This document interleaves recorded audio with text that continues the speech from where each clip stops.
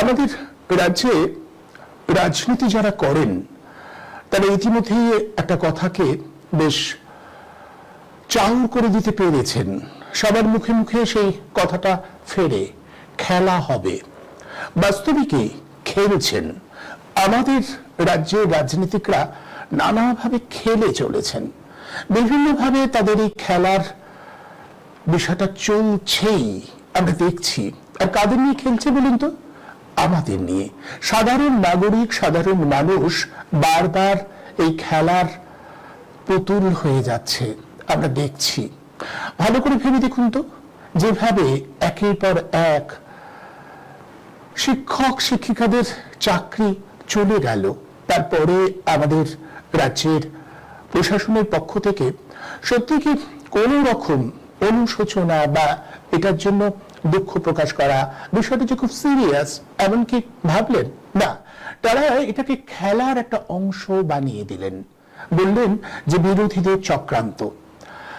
এই ঘটনার পিছনে যে একটা দুর্নীতি রয়েছে, কোটি কোটি টাকার দুর্নীতি হয়েছে, গোটা বিষয়টা একদম ভুলিয়ে দিলেন।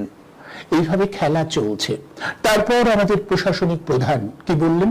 তিনি বললেন কারোর চাকরি যাবে না। আমরা কি দেখলাম?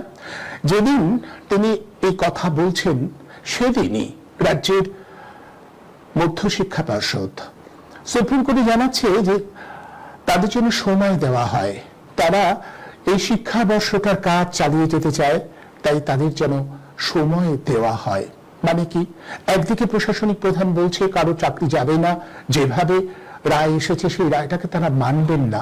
অন্যদিকে সেই রায় মেনে নিয়ে শিক্ষা দপ্তরের পক্ষ থেকে জানানো হচ্ছে যে তারা নতুন করে নিয়োগ করবে এবং তার জন্য তাদের সময় দরকার। পরোক্ষে তারা মেনে নিলেন, সবার চাকরি চলে গেছে। অতঃপর গতকাল আমাদের দেশের সর্বোচ্চ ন্যায়ালয় থেকে জানিয়ে দেওয়া হয়েছে যে শুধুমাত্র যারা 11, 12 এবং 9, 10-এ পড়ান সেই শিক্ষকরা এখনো পর্যন্ত, যারা কলঙ্কিত হিসেবে চিহ্নিত হননি এখনো পর্যন্ত আপাতভাবে, তারা স্কুলে যেতে পারবেন, ক্লাস নিতে পারবেন, কিন্তু সেটা 31শে জানুয়ারি পর্যন্ত। তাহলে কি দাঁড়ালো? তাহলে দাঁড়ালো এদের চাকরিটা এখন অস্থায়ী হয়ে গেছে। আর আমাদের প্রশাসনিক প্রধান গতকাল সাংবাদিকদের মুখোমুখি হয়ে কি বললেন? তিনি বললেন যে সাময়িক স্বস্তি পাওয়া গেল। ভাবুন তো, সারা জীবনের জন্য যারা চাকরি পেয়েছিলেন তাদের চাকরিগুলো চলে গেছে, তিনি বললেন স্বস্তি পাওয়া গেল। স্বস্তিটা কার এলো, কিভাবে এলো?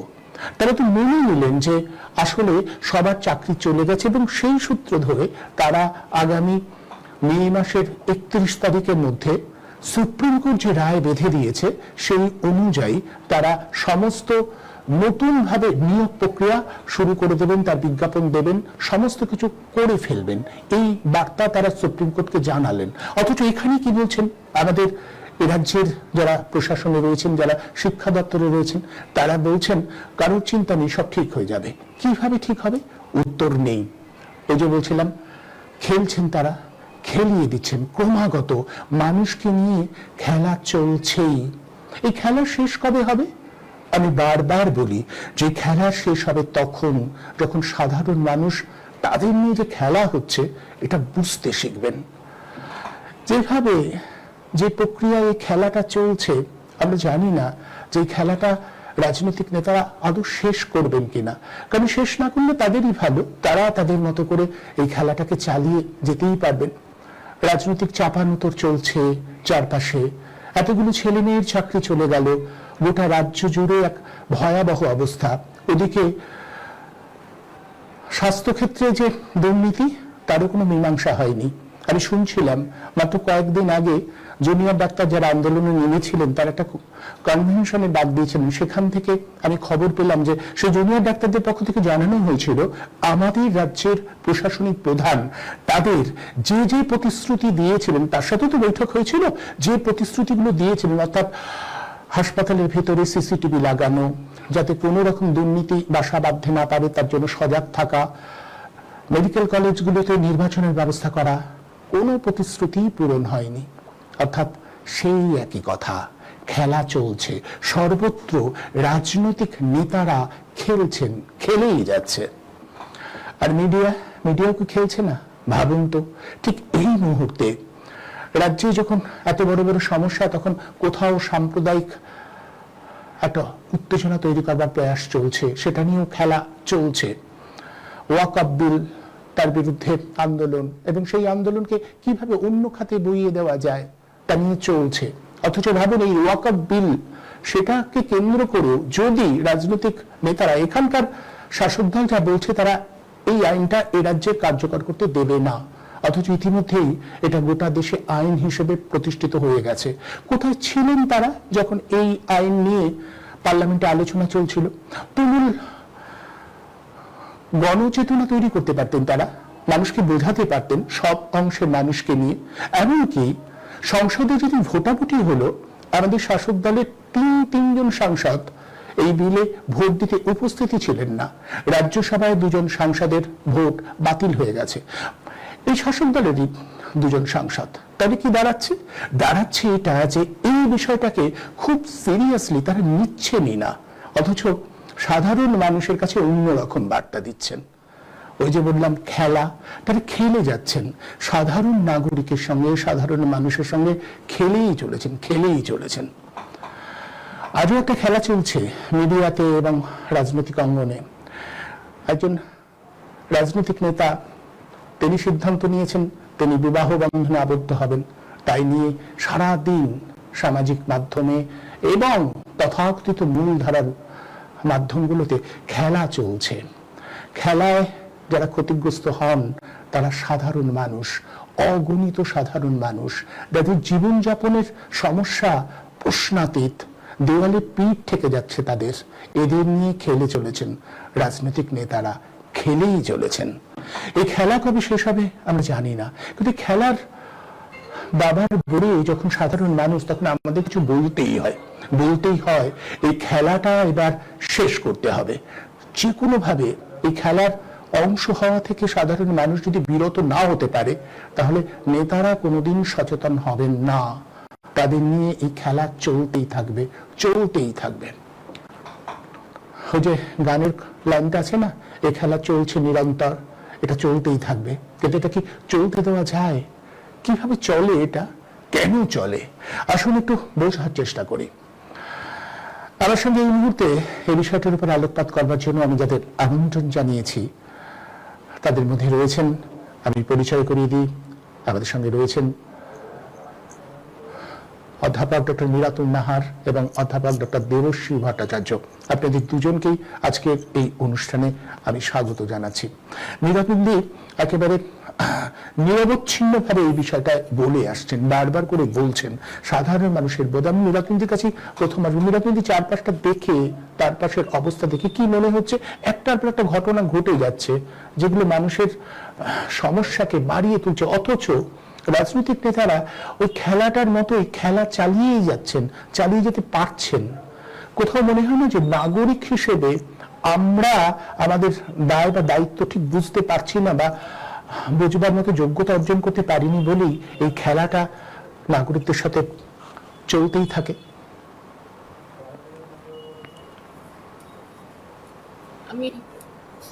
আমি কি করি, কি মানে আমি কোথায় ছিলাম, কি করছি ইত্যাদি বলতে একদম ভালোবাসি না। তবু আজকে আমার খুব প্রাসঙ্গিক বলে মনে হচ্ছে। আজকে একটা গ্রন্থ প্রকাশের অনুষ্ঠান ছিল হেনরি লুই ভিভিয়ান ডিরোজিও সম্পর্কিত। ডিরোজিও জন্মেছিলেন 1809 খ্রিস্টাব্দে আর চলে গিয়েছিলেন 1831-এ, 31 বা 32, মোট কথা 21-22 বছর বেঁচেছিলেন। তিনি অনেকগুলো সনেট লিখেছিলেন ওইটুকু বয়সের মধ্যে। তখনই তিনি স্বদেশ প্রেম প্রকাশক কবিতা, প্রথম কবিতা যতদূর আমি জানি তিনি লিখেছিলেন, to India my native land. সেখানে তার সমস্ত লেখাপত্রের মধ্য দিয়ে একটা বিষয় উঠে এসেছিল। তিনি খুব সতর্ক করেছিলেন সেই সময় দেশবাসীকে, ওই 22 বছর বয়স ব্রিটিশ শাসিত দেশ, মোটে 22 বছর বেঁচেছিলেন, সেই রকম তার মধ্যেই তিনি বলে যাচ্ছেন যে ভবিষ্যতে এত তার দূরদৃষ্টি ছিল যে ভবিষ্যতে যারা একটু ভালো অবস্থানে থাকবে তারা যারা খারাপ অবস্থানে থাকবে তাদের সঙ্গে লড়াইয়ের সম্পর্ক, দাঙ্গা ইত্যাদি সম্পর্ক তৈরি করবে। তার জন্য প্রস্তুত থাকতে হবে। ব্রিটিশ শাসিত ভারতে বসে তিনি দেশবাসীকে সতর্ক করে যাচ্ছেন যে সেকুলারিজম সম্পর্কে। তখনও সেকুলার ভারতের স্বপ্ন, ধর্মনিরপেক্ষতা যে থাকবে না সেটা নিয়ে যে লড়াই চলবে মানুষে মানুষে, তার সে সম্পর্কে তিনি আগাম বার্তা দিয়ে গেছিলেন ওইটুকুনি বয়স। মোটে 22 বছর কলেরায় মারা যান। আমি তার কথা অনেকদিন ধরেই পড়াশুনো করেছি, লেখালেখি করি। আজকে বইটা বেরোলো, ভালো লাগলো। বইটা সম্পর্কে আলোচনা করতে এক্ষুনি আমি সেখান থেকে এসছি। এগুলো বলতে আমার ভালো লাগে না, কিন্তু আজকে বলতে হচ্ছে এই জন্যেই যে এতকাল আগে এই একদম। মানুষটি বুঝতে পেরেছিলেন নিজের দেশবাসীদের। কারণ তাকেও তো লড়াই করতে হয়েছে, সতীদাহ প্রথার বিরুদ্ধে লড়াই করতে হয়েছে। এই ধর্ম তিনি ধর্ম ত্যাগ করেছিলেন, নাস্তিক হয়ে তার ধর্মবাদীরা তাকে ধর্মাচরণ করেছিলেন, তার সঙ্গে আচরণ করে বলা যায়, বিদ্রুপ করেই বলতে পারা যায়। ধার্মিক মানুষ তো ধর্মাচরণ করেছেন, ধর্ম পালন করে না। ওইটুকুন বয়সের তরুণের সঙ্গে সেই লড়াইও তিনি করেছেন। তো আমি এই প্রাসঙ্গিক তিনি অনেক দিক থেকে তার দেশপ্রেম, আজকে তুমি যে বলছো যে দেশ নিয়ে নেতা নেত্রীরা খেলছে, দেশপ্রেম তো তার মানে উধাও হয়ে গেছে। ফুটবল খেলা, ক্রিকেট খেলা ইত্যাদি খেলার মতন খেলা চলছে দেশ নিয়ে, নেতা নেত্রীরা করছেন। আমি একটুখানি তোমাকে ওই বয়সের নিয়ে কি বলবো, অধিকারটা নিয়ে বোধহয় বলতে পারি, খেলাটা আর খেলা বলা যাবে না। এখন খেলছে নেতা নেত্রীরা এমনটি সত্য আর নয়, কারণ খেলার মধ্যে একটা জিনিস থাকে প্রতিযোগিতা, একদম প্রতিযোগিতা এবং সুস্থ বিনোদনও থাকে, হিংসাবিহীন। একদম। ফুটবল নিয়ে পায়ে পায়ে ঘুরছে ফুটবল, কিন্তু কোন একটা পা আর একটা পাকে মারবে না প্রতিযোগী হলেও। এটা হচ্ছে খেলা, খেলার মধ্যে একটা নির্মল আনন্দ থাকে। আজকে তুমি যে অর্থে বললে সেটা বুঝতে পারবেন, সবাই বুঝতে পারবেন, সেটা হচ্ছে ছিনিমিনি খেলা। জীবন জীবিকা নিয়ে, মানুষের প্রত্যেক দিনের জীবনের কষ্ট নিয়ে ছিনিমিনি খেলা শুরু করেছে নেতা নেত্রীরা। এটা তাদের ভয়াবহ মারাত্মক অপরাধ, ভয়ঙ্কর অপরাধ। এই অপরাধ করছেন তারা কিভাবে, ছিনিমিনি খেলাটা খেলছেন কিভাবে? তোমার কথার সূত্র ধরে খেলাই যদি আমি মানি, তাহলে ছিনিমিনি খেলা। আর আমি বলবো এখন আর খেলা ছিনিমিনি খেলাতেও নেই, এরা যুদ্ধ বাঁধিয়ে দিতে চাইছে, এরা লড়াই বাঁধিয়ে দিতে চাইছে মানুষে দেশবাসীদের মধ্যে। আর হাতিয়ারটা কি? লড়াই, যুদ্ধ বাঁধিয়ে দিলে এরা নিজেরা রক্তারক্তি কাণ্ডে মেতে থাকুক। আমি আজকে রাস্তায় যেতে যেতে দেখছিলাম চারদিকে পার্ক সার্কাস লেডি ব্রেবন কলেজের পাশে চারদিকে পুলিশের ছয়লাভ কি না কিছু তথাকথিত ধার্মিক মানুষ, তারা ওয়াকআপ নিয়ে খুবই উত্তেজনাপূর্ণ কথাবার্তা বলছে। আমি মনে মনে ভাবছি যেতে যেতে ভাবছি পাশ দিয়ে কি সর্বনাশ। এরা উত্তেজনা বারুদ ছড়িয়ে যাচ্ছে, চতুর্দিকে পুলিশ ঘিরে ধরে রেখেছে, কারণ এখনকার নেত্রী যিনি তিনি দেখাবেন যে আমি দেখো এদেরকে কত সতর্কতা আমি জারি করেছি, পুলিশ দিয়ে এদের নিরাপত্তা দিচ্ছি। আমি তো মনে মনে ভাবছি কি সর্বনাশা খেলা। তোমার কথা অনুযায়ী খেলাই বলতে হবে, কিন্তু আমার মনে হচ্ছে লড়াই জারি করার চেষ্টা করা হচ্ছে, এবং লড়াইয়ের হাতিয়ার হলো আর কিছুই না, ধর্মীয় ভিন্নত্ব। এখন এই মুহূর্তে যেটা তুমি বলছো, এই যে ওয়াকআপ নিয়ে লড়াই মনে হচ্ছে, কিন্তু ওয়াকআপটা খালি একটা ইস্যু মাত্র। ইংরেজিতে ওয়াকআপ নিয়ে লড়াইটার হাতিয়ার হচ্ছে হিন্দু মুসলমানের মধ্যে তাদের ধর্মীয় আবেগকে সুড়সুড়ি দিয়ে তাদের মধ্যে এক ধরনের দাঙ্গা লাগিয়ে দেওয়া, এবং সেই দাঙ্গাটা এরা চায়, কারণ তাদের যে লক্ষ্য, সেই লক্ষ্য সিদ্ধ করার জন্য হাতিয়ার হিসেবে দাঙ্গাটা ব্যবহার করবে। মুর্শিদাবাদ জেলা বেছে নেওয়া হলো, ওয়াকআপ আইন বেছে নেওয়া হলো। আমি সংক্ষেপ করছি, এক্ষুনি বন্ধ করব আমার কথা।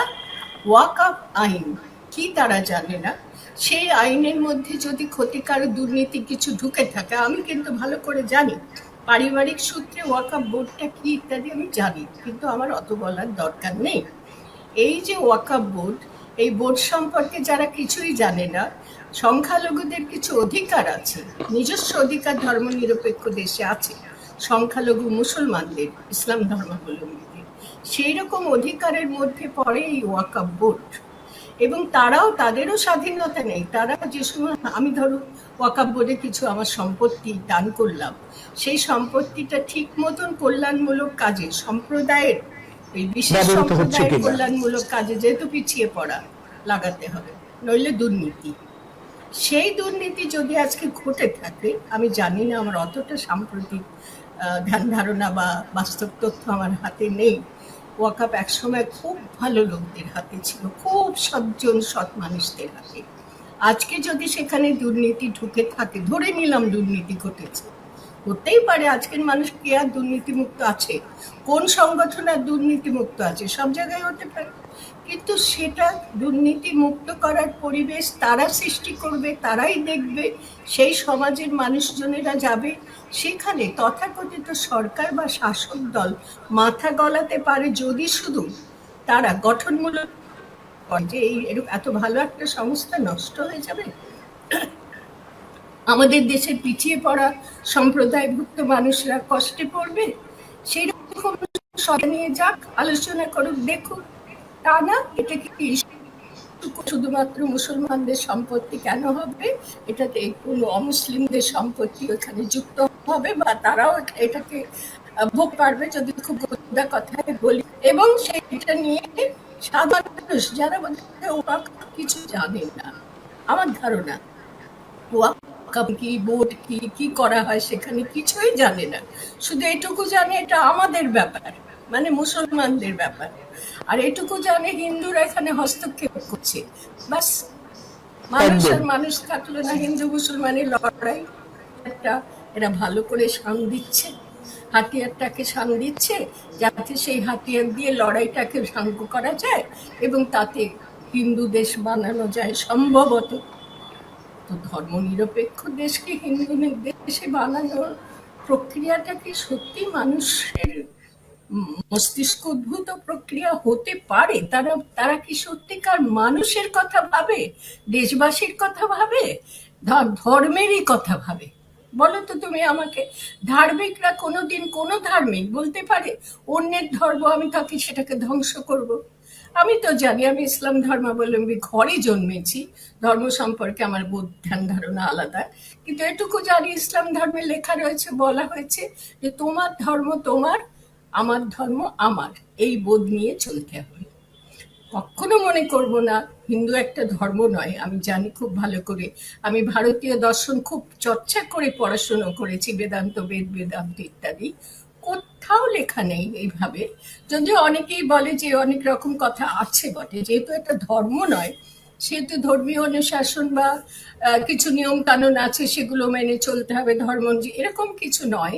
সেহেতু এখানে কোনো অন্য ধর্মের বিরুদ্ধে কথা আছে বলে অন্তত আমার জানা নেই।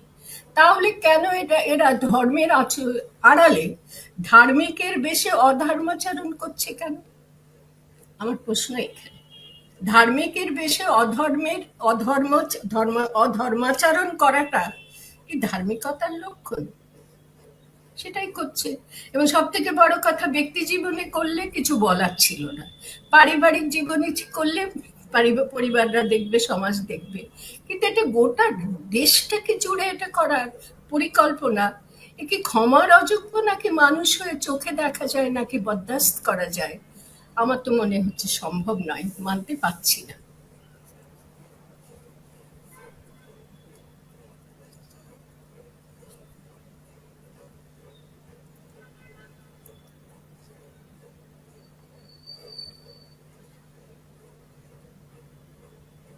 সাউন্ড আসছে না।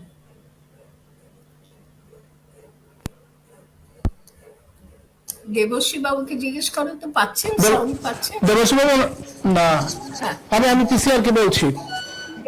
এবার আসছে, এবার আসছে। শোনা যাচ্ছে না? আচ্ছা আচ্ছা, আপনার কাছে যে প্রশ্নটা দেবশ্রী বাবু আমার, সেটা হচ্ছে যে আপনি দেখলেন যে চাকরি যাদের হারিয়েছে তাদের মিথ্যে পরিশ্রম হলো। এবার বলা হলো যে তাদের চাকরি যাবে না, অথচ দেখা যাচ্ছে প্রশাসনের মাথা থেকে যে বার্তাটা দেওয়া হচ্ছে কার্যত তার উল্টো আচরণ করা হচ্ছে আদালতে গিয়ে। এরপরেও কি সাধারণ মানুষজন বুঝতে পারছে না, যারা চাকরি হারিয়েছেন তারাও কি বুঝতে পারছেন? তাদের মধ্যে রাগ বা ক্ষোভের সেই উদ্গীরণটা কি আমরা দেখতে পাচ্ছি? কোথাও যেন মেনে নেওয়া, কোথাও যেন এই যে কোটি কোটি টাকা লেনদেন হয়েছে বলে বলা হচ্ছে, আমরা সাংবাদিক হিসেবেও জানি যে লেনদেন একটা হয়েছে, কিন্তু সেই টাকা যারা দিয়েছেন তারাও কি খুব ক্ষোভে ফেটে পড়তে পারছেন, বা তারাও কি ক্ষোভ দেখাতে পারছেন? শোনা যাচ্ছে? হ্যাঁ, শুনতে পাচ্ছেন আপনি? হ্যাঁ শুনতে পাচ্ছেন? হ্যাঁ শুন। হ্যাঁ। শুভ শুভ সন্ধ্যা সকলকে। দেখুন, এই যে আপনি যে প্রশ্নটা করলেন না, আমি প্রথম প্রশ্নটাকে একটু বলি, একটু ব্যাখ্যা করে, যে সত্যি তো আজকে স্ট্যাটাসটা কি, এই যে চাকরি হারাদের বর্তমান স্ট্যাটাসটা কি? গত এপ্রিল মাসে বোধহয় 3 তারিখে যে রায়টা হয়েছিল যে সবার চাকরি আছে, অর্থাৎ যেহেতু চাল আর কাপড় বাঁচা যায়নি, যারা টেন্টেড অর্থাৎ যারা কলঙ্কিত তারা তো গেছেই, বাকিরা যে নিষ্কলঙ্ক সেটা সম্বন্ধে কোনো নিশ্চয়তা পাওয়া যায়নি, তাই সবার চাকরি গেল বলে ভার্ডিক্ট হয়েছে। এবং 4 রকমের অ্যাপয়েন্টমেন্ট ছিল আপনি জানেন, একটা হচ্ছে গ্রুপ ডি, একটা গ্রুপ সি, আর টিচারদের 2টো ক্লাস, একটা 9, 10, 11, 12, সবার কিন্তু চাকরি গেছে। এবং পরবর্তীকালে এদের এই চাকরি হারাদের ডেকে যখন একটা কনভেনশন মতো করা হলো, সেখানে অনেক কিছু বলা হলো, কিন্তু আলটিমেট কিছু বলা হলো না। অর্থাৎ এদের মধ্যে 1 জন, 2 জন, 3 জন, 4 জন, 5 জন, 10 জন অন্তত পক্ষে আছে, তাদের এই কথাটা বলার অধিকার আছে কে অন্যায় করেছে, কে দুর্নীতি করেছে আমি জানি না, কিন্তু আমি জানি যে আমি করিনি, কিন্তু আলটিমেটলি বটম লাইনে আমায় কেন শাস্তি পেতে হবে, এইটা তোমার ফান্ডামেন্টাল অধিকার। কে দুর্নীতি করেছে, কে অসৎ কাজ করেছে, আমার কোনো জানার এখতিয়ারও ছিল না, আমার জানার প্রয়োজন নেই, আমিও করিনি, কিন্তু শাস্তিটা আমি কেন পাবো? এটা তো একটা violation of fundamental right, article 226 এর মামলা হলো বলে।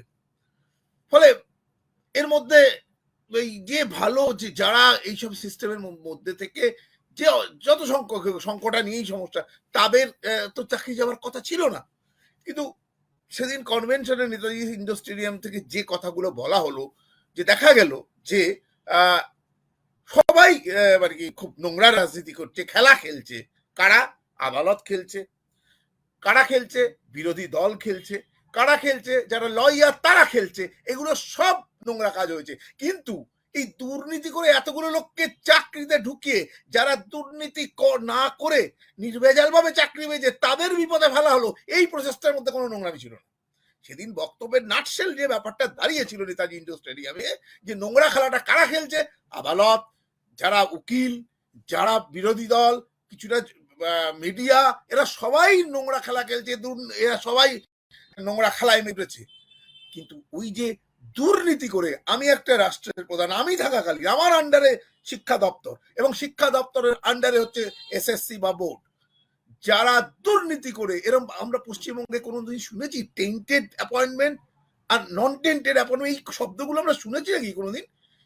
এই ঘটনাগুলো যে ঘটলো, যে কিছু সংখ্যক লোককে তারা অন্যায়ভাবে ঢোকালো, এবং অর্থনৈতিক একটা একটা মানিট্রেল আছে বলে বিভিন্ন সংবাদ মাধ্যমে যাচ্ছি, টাকা সমেত এক মন্ত্রীর বান্ধবীর ঘরে টাকা হাতে নাতে ধরা পড়েছে, সেগুলো সবই হয়েছে।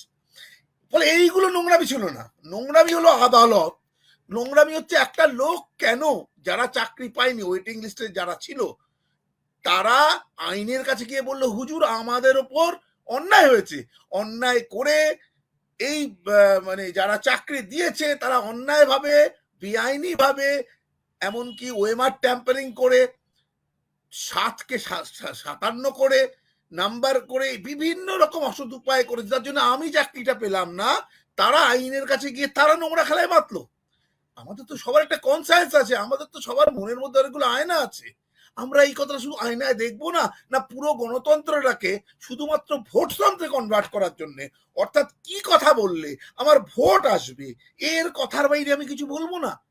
ফলে যে এতগুলো লোকের যে চাকরি গেল, সেদিনও যে স্ট্যাটাস ছিল, গতকাল যে স্ট্যাটাস নিয়ে সুপ্রিম কোর্টে আবার যেটা অ্যাপিল করলো, রাজ্য সরকারের তরফ থেকে, পর্ষদের তরফ থেকে এবং কমিশনের তরফ থেকে তারা কিন্তু রায়ের রিভিউ পিটিশন বা কিউরেটিভ পিটিশনের জন্য কোনো দরবার করেনি। তারা শুধু রায়ের একটা জায়গায় অ্যামেন্ড করে দেবে বলেছেন, আমাদের 3 মাস না, আমাদের ডিসেম্বর অব্দি সময় দিন, তার মধ্যে আমরা এই নিউ অ্যাপয়েন্টমেন্ট প্রসেসটা যেরকম বলা আছে রায়ে, সুপ্রিম কোর্টের যেটা দেবাংশী বসাজের ডিভিশন বেঞ্চ কলকাতা হাইকোর্টে যেটা বলেছিল, পরবর্তীকালে প্রধান বিচারপতি সুপ্রিম কোর্টে যা বলেছে একই কথা, সেই নতুন আমরা অ্যাপয়েন্টমেন্ট প্রসেসটা করবো, কিন্তু সেটা 3 মাসে পারবো না, ডিসেম্বর অব্দি। যারা কলঙ্কিত নয়, যারা কলঙ্কিত বলে চিহ্নিত হয়নি, তাদের অন্তত এই সময় করতে দিন। তার দেখো, একটি ছেলে একটি মেয়ে যারা মেধা দিয়ে পরিশ্রম দিয়ে কোনো অন্যায় কোনো দুর্নীতির সাথে কম্প্রোমাইজ না করে তারা চাকরিটা পেয়েছিল, যাদের চাকরি করার কথা ছিল 60 বছর অবধি, তাদের চাকরিটা গিয়ে দাঁড়ালো ডিসেম্বর 31 ডিসেম্বর 2025। এই জবাবটা কে দেবে? আমি চাকরি পড়াশোনা করেছিলাম, আমি ফুল অফ মাই ডেডিকেশন, আমি চাকরিটা পেয়েছি, কোথাও কোনো কম্প্রোমাইজ আমি করিনি, অন্তত পক্ষে আমার চাকরি করার কথা ছিল 60 বছর অবধি, আমার কোনো অন্যায় ছিল না। যারা চাকরি দিয়েছে তাদের অন্যায়ের জন্য আমার চাকরির মেয়াদটা কমে 31/12/2025 অবধি কেন যাবে? এই জবাবটা কে দেবে? এই জবাবটা তো দিতে হবে, আজ না হলে কাল দিতে হবে। শুধু একটা বলা হবে যে আমরা তো ভোটে জিতছি, ফলে ঠিক আছে, কিন্তু এটা তো ঠিক যে এই যে এটা যদি আমার ঘরে হতো, আপনার ঘরে হতো, ম্যাডামের ঘরে হতো, দিদির ঘরে হতো, আমরা সবাই তো একই কথা বলতাম। যারা বলছিলেন কথা, তাদের কাছে যারা সব ফুল মেরিট ফুল ডেডিকেশন দিয়ে যারা চাকরিটা পেলো, যাদের 60 বছর অব্দি মানে চাকরিটা করার কথা ছিল, তাদের কেন চাকরিটা 31 ডিসেম্বর হবে? এবং কোর্ট সেটা প্রেয়ার, সরকার পর্ষদ সেটাই প্রেয়ার করছে যে এদের চাকরিটা 60 বছর দাঁড়ানো দরকার নেই, ওই 31 ডিসেম্বর অব্দি। তাহলে সেদিন যে কনভেনশনে যা কথা বলা হলো আর আজকে কি বলা হলো, কোথায় কোর্টের উচিত ছিল কি যে দেখুন হুজুর, এই যে আমরা অনেক করে সিবিআই যে লিস্ট আছে সেই লিস্ট দিয়ে যারা মানে টেন্টেড তাদের তো দিয়েছি, যারা নন টেন্টেড বলে আমরা মোটামুটি আইডেন্টিফাই করতে পারি তার লিস্ট দিচ্ছি, ফলে আপনি রায়টাকে পুনর্বিচার করুন। কিন্তু সে কথা গেল না, বা যাওয়ার কোনো সুযোগও কিন্তু রইল না। তারা ওই রায়টাই মেনে নিয়ে কি করলো, যাদের 60 বছর অব্দি একদম মাথা উঁচু করে চাকরি করার কথা ছিল, চাকরির মেয়াদটা আর মাত্র 7 মাস রাখা। এই খেলাটা দেখুন, তাহলে কোথায় হলো এই? This is the hard reality. কিন্তু বলা হচ্ছে 2022 বা 21-এর পর থেকে সব নোংরা খেলায় মেতেছে। তার আগে যে এই বেমালুম দুর্নীতি করে অ্যাপয়েন্টমেন্ট হলো এবং মানি ট্রেল যার মধ্যে ছিল, প্রশাসন সরকারের মাথা, সরকারের একটা মন্ত্রী ছেলে মানে কি সরকার জানতো, অবশ্যই সরকার জানতো একটা মন্ত্রী, তাকে কিন্তু সরকার জেনে কোনো স্টেপ নেয়নি, একটা স্টেপ নেয়নি। যে তার মহাসচিব ছিল বটে, একটা স্টেপ কিন্তু নেওয়া হয়নি। যখন বাক কমিটি রিপোর্ট তখনও নেওয়া হয়নি। কবে নেওয়া হলো? যখন তার কাছে টাকা পাওয়া গেল বান্ধবীর বাড়ি থেকে, যাকে অ্যারেস্টেড হলো, তারপরে অ্যাকশন নিল সরকারের তরফ থেকে। কোন রকম প্রাইমা ফেসি এভিডেন্স যখন তারা জানতে পেরেছে, কারণ দেখুন সরকারের বিভিন্ন মুখপাত্ররা আগে থেকেই বলছে এটা জানা ছিল, এগুলো হচ্ছে আমরা জানতাম, কিন্তু একটা সিঙ্গেল স্টেপ নেওয়া হয়নি। তাই সরকারের সদিচ্ছাটাকে তাই বলুন। এখন সরকার বলছে 22-21-22-এর পর থেকে, মানে যবে কোর্ট কাচারি হলো তখন থেকে নোংরা খেলা। তার আগে এই দুর্নীতিটা নোংরা নয়, এর থেকে বড় নোংরা আর কি হতে পারে? আমরা পশ্চিমবঙ্গবাসী হিসেবে, বাঙালি হিসেবে আমাদের বলতে হচ্ছে, আমাদের এখানে অ্যাপয়েন্টমেন্ট হয় ভাই, টেন্টেড হয়, নন টেন্টেড হয়, তবে টেন্টেড কিন্তু প্রচুর হয়, এই কথাটা বলতে হচ্ছে। সরকারি চাকরিতে টেন্টেড হচ্ছে, সত্যি তো এটা খেলা। উল্টে দেখুন এই যে আপনার ওয়াকাফের বলছেন, যেটা দিদি বললেন, ওয়াকাফটা বেসিক্যালি ওয়াকাফের যে সংশোধনীয়টা, প্রথম হচ্ছে এই সংশোধনীয়টাকে এত প্রয়োজন ছিল? এই সংশোধনীয়টাকে আদৌ প্রয়োজন ছিল? দুর্নীতি রয়েছে, সব বোর্ডে রয়েছে, সব ট্রাস্টেই দুর্নীতি রয়েছে। দুর্নীতির জন্য যদি গভর্নমেন্ট নিয়ন্ত্রণ করতে হয়, ওয়াকাফ কেন, যত হিন্দুদের যে দেবত্ব সম্পত্তি আছে, খ্রিস্টানদের, সবার ক্ষেত্রে যদি গভর্নমেন্ট একটা বলতে পারে যে আমরা একটা দুর্নীতি এ করার জন্য আমি কিছু মেকানিজম তৈরি করব, সবার ক্ষেত্রে করা উচিত ছিল। গভর্নমেন্ট না করে কি করলো, কোনো একটা বিশেষ ধর্মকে, দেখুন আমি ঠিক বলছি কিনা, মিরাতুদ্দি আমার থেকে অনেক পণ্ডিত, অনেক সিনিয়র অধ্যাপিকা, উনি আমার থেকে অনেক বেশি জানেন। তো আমি বোধহয় আমি যতটুকু দেখেছি যে মুসলিম ল অনুযায়ী একমাত্র মুসলমান লোকেরাই কিন্তু এই ওয়াকাফে প্রপার্টি উৎসর্গ করতে পারত, কিন্তু আমাদের দেশের যে ওয়াকাফ আইন, সেই ওয়াকাফ আইন অনুযায়ী আমাদের যেহেতু একটা ধর্মনিরপেক্ষ দেশে যে কোনো লোক করতে পারতো, যে কেউ, শুধু মুসলিম নয়। কিন্তু এখন আইনটা কি বললো, যে যারা প্র্যাকটিসিং মুসলমান অ্যাটলিস্ট 5 ইয়ার্স করেছে তারা করতে পারবে। মানে অন্য ধর্মের লোকেরা যাতে এই মুসলিম একদম। ওয়াকফে কোনো সম্পত্তি না দিতে পারে সেটা আটকানোর চেষ্টা করছে। তার মানে কি দাঁড়ালো, যে সরকার ক্ষমতায় আছে সেই সরকার কোনো একটি বিশেষ ধর্মকে উপর বৈষম্যমূলক কাজ করছে, অর্থাৎ এটা ভায়োলেশন অফ আর্টিকেল 14, যেটা সমতা, রাইট টু ইকুয়ালিটি, তার ভায়োলেশন অফ আর্টিকেল 25, অর্থাৎ violation of freedom of religion, আর ভায়োলেশন অফ আর্টিকেল 26, অর্থাৎ ধর্মীয় প্রতিষ্ঠান, ধর্মীয় সম্পত্তি রক্ষণাবেক্ষণ ম্যানেজমেন্টের ক্ষেত্রে সরকার তাদের যেটা মৌলিক অধিকার আছে, কনস্টিটিউশন দিয়েছে, সেটাকে খর্ব করছে। ফলে একটা লড়াইটা হওয়া হয়েছিল, একদল যারা সংবিধানকে মাথায় তুলে ভারতবর্ষের অখণ্ডতা, ভারতবর্ষের বহুত্ববাদকে তারা শিরোধার্য বলে মানছে, আরেক দল যারা সরকারি পক্ষে আছে, যারা সংবিধানকে ভায়োলেট করছে, অর্থাৎ যারা কোনো একটা ধর্মের উপর বৈষম্যমূলক, অর্থাৎ রাইট টু ইকুয়ালিটিকে ভীষণভাবে ভাঙচুর করছে। 25 আর্টিকেল 26, লড়াইটা ছিল এখানে। কিন্তু লড়াইটা কি তৈরি হয়ে গেল, হিন্দু মুসলমান লড়াই। আরে হিন্দু মুসলমানের প্রশ্ন কোথায় আসে, যে 232 জন আপনার যে লোকসভায় যারা এগেইনস্ট দ্য বিল, যারা ভোট কাস্ট করেছে, তার মধ্যে আমার যতটুকু জানি 40 জন ছিল মুসলমান সম্প্রদায়ের, বাকি 192 জন নন মুসলিম, তারাও প্রটেস্ট করেছে। ফলে লড়াইটা কিন্তু হিন্দু মুসলমান নয়, একদল যারা সংবিধানকে ভেঙে চুরমার করতে চাইছে, সংবিধান প্রদত্ত যে রাইট গুলো, মানুষের অধিকার, ধর্মের অধিকার, সবকিছু অধিকার, আমার ধর্ম না থাকতে পারে, কিন্তু আমার দেশ কিন্তু ধর্মহীন দেশ নয়। আমার দেশ ধর্ম মানে, কিন্তু রাষ্ট্রের কোনো ধর্ম নেই, রাষ্ট্রের কোনো ধর্মের রং নেই, রাষ্ট্রের কাছে সব ধর্ম সমান। সে ধর্ম, সবাই নিজের ধর্ম পালন করবে এবং সবাইকে ধর্ম পালনের, ধর্মীয় সম্পত্তি রক্ষণাবেক্ষণ, তার ম্যানেজমেন্টের অধিকার সংবিধান সমানভাবে দিয়েছে। তাহলে একটা দল যারা সরকারে রয়েছে, তারা সংবিধানের মৌলিক ব্যাপারগুলোকে ভেঙে চুরমার করতে চাইছে। আরেকটা দল কারা হওয়া উচিত ছিল, যারা সংবিধানকে রক্ষা করার জন্য এই লড়াইটা হওয়া উচিত ছিল। এখানে হিন্দু পাল্টে। মুসলমানের ডিভিশনটা করতে গেলে বলুন কেন হলো?